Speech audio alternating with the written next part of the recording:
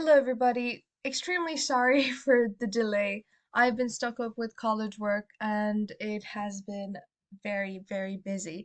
So, again, I'm really revising all the previous chapters that I learned almost a year ago, and I know all the struggles that you guys are going through. I had a suggestion from one of the subscribers. Thank you so much for moles, the moles concept. So, I'm going to be doing that today. I had a video due today anyway. So here we go. We're going to talk about moles. And again, I have another request for equilibrium, but again, I'm very busy. I will get through that later on. Sorry if I won't get that done by your timeline. Sorry about that. But here we go. Moles are basically your ABCs. ABCs. If you don't know them, really, it's going to be extremely difficult. And from a very honest point of view, from my side, I could not understand this for more than 1.5 years, and mind you, the Leaving Cert course is 2 years. So I did do well in my Leaving Cert for chemistry relatively, so it's not impossible to understand this, all right? I just took a very long while to understand it. This was the bane of my existence. But hey, thankfully, I'm going to be telling you the tricks that I learned. All right, so moles was devised by somebody called Amedeo Avogadro. Avogadro, if you haven't heard the name already, you will be hearing it many, many times. So Avogadro's law, Avogadro's number, Avogadro's constant, you will be seeing this all over your exam paper. So get familiar with him as soon as possible. So Avogadro was the person who decided, okay, atoms are quite small, and small atoms are difficult to count, like one, two, three. It's going to be difficult. So what should I do? All right, we're gonna group my atoms or molecules into 6 times 10 to the power 23. That's the standard. That is Avogadro's constant. Okay? So that is all our chemistry based on.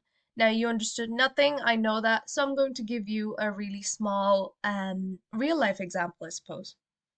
Welcome to my poorly made artistic side. Alright, so I hope you understand. 6 times 10 to the power 23. I'm going to name them as calories. Calories, they're all around us. You can see them in your boxes, all your food groups, they're all there, okay? Some calories are good, some are not good. It depends on where you get them from.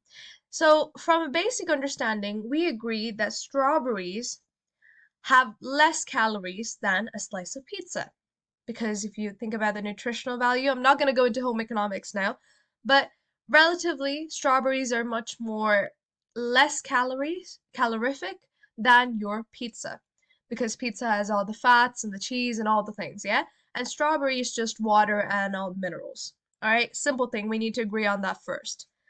So my goal is to eat, let's say, 6 times 10 to the power 23 calories. I know, very specific.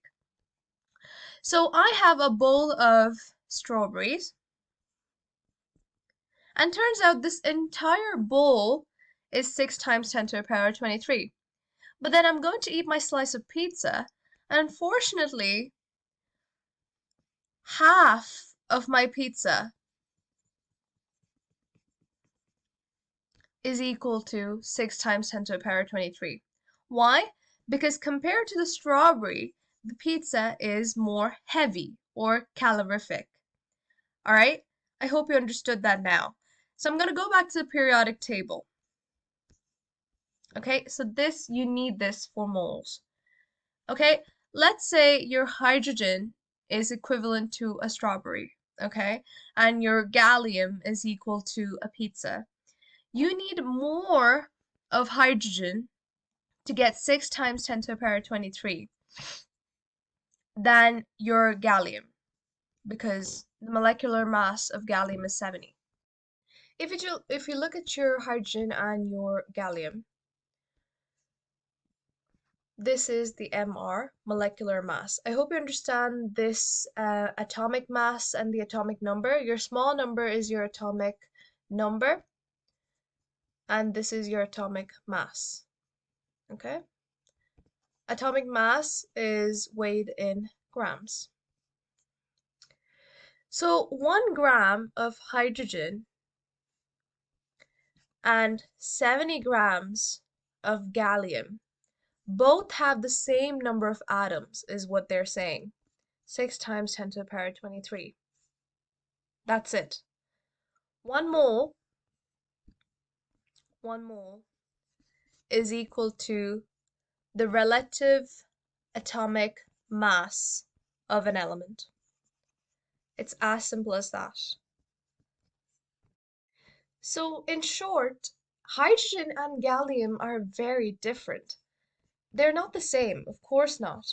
Hydrogen is a gas and gallium is a metal, but different weights of these things. So 1 gram of this gas and 70 grams of this metal both have the same number of atoms, that is 6 times 10 to the power 23, also known as Avogadro's constant.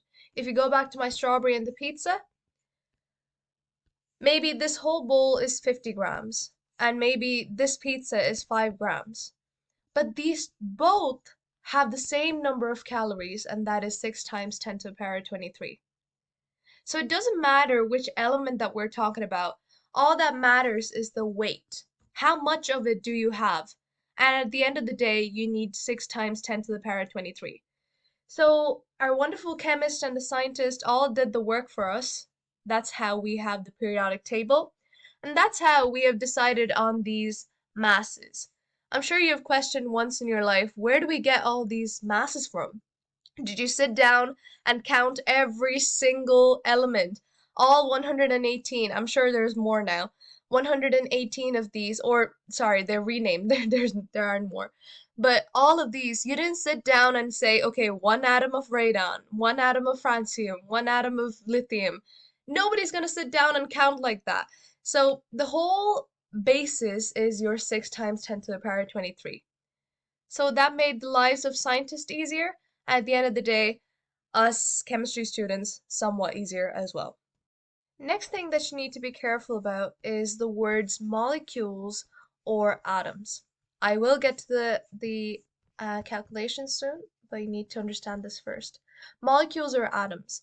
So this whole idea of molecules, basically think of it as a plural word, but it's not for every single element, all right?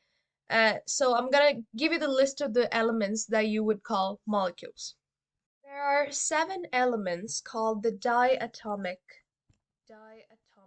elements, which means they need 2 of them, two, to be stable or exist. So those are your hydrogen, nitrogen, oxygen, fluorine, chlorine, bromine, and iodine. H2, as you may know, is your hydrogen gas, nitrogen gas, oxygen gas, fluorine, chlorine gas, bromine, and your iodine. Okay? So learn this off. These are 7 of them. Learn them off.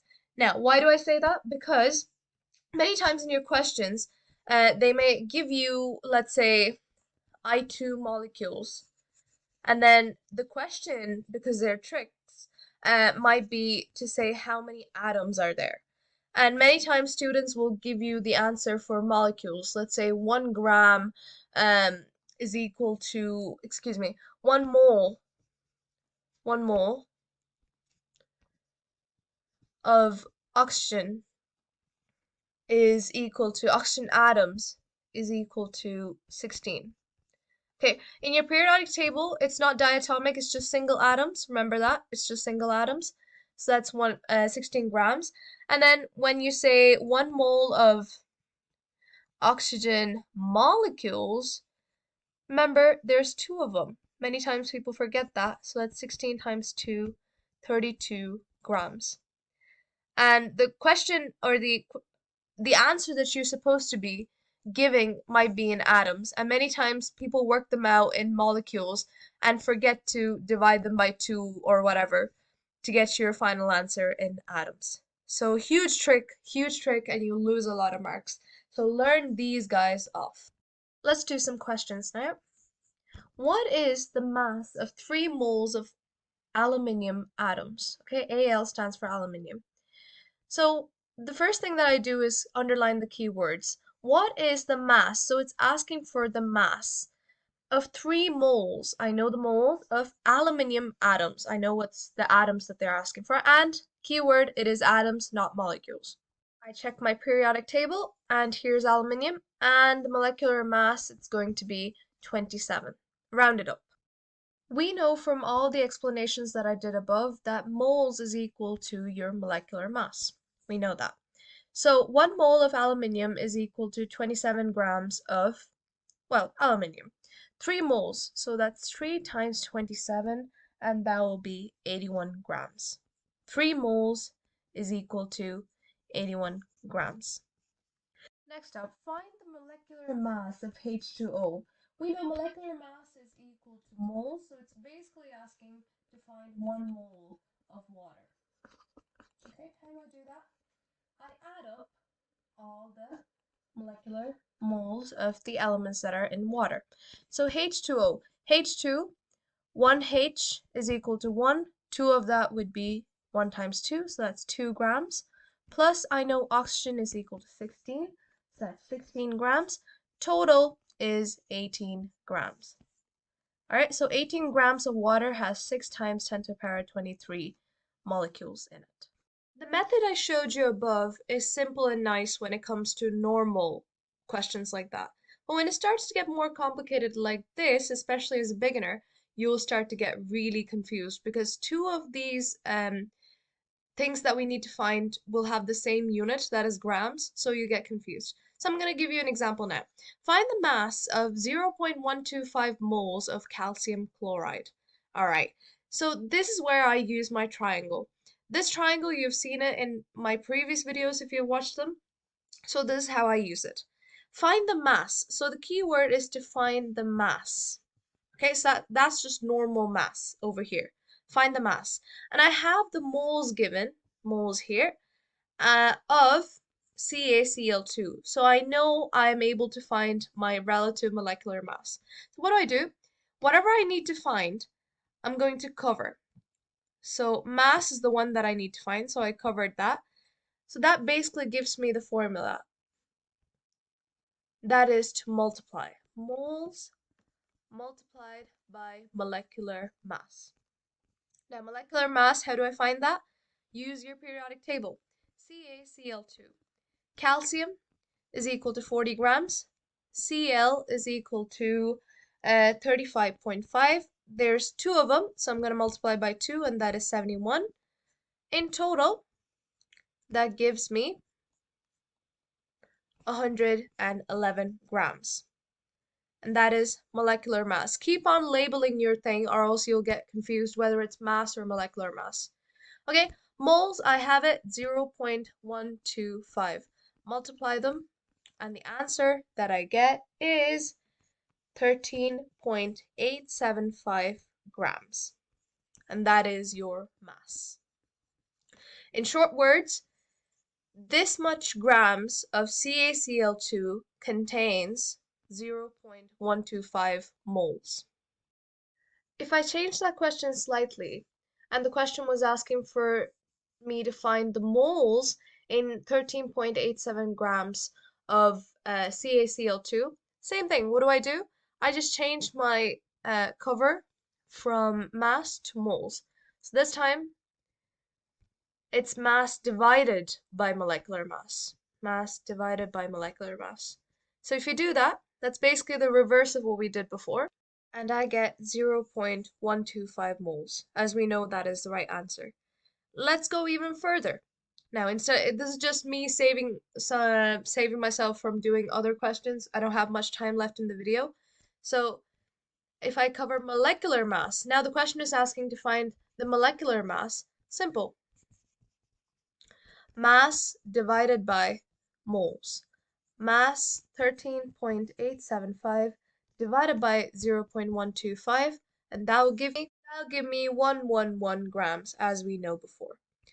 Alright, so that's it for the moles. Next up, in the next video, I'll be talking to you about how to change your moles to atoms and molecules. That's where things get more complicated. I don't have time left in the video. So I hope you find this video somewhat helpful and you understood what is the whole mole concept about. And I'll see you in the next one. God bless.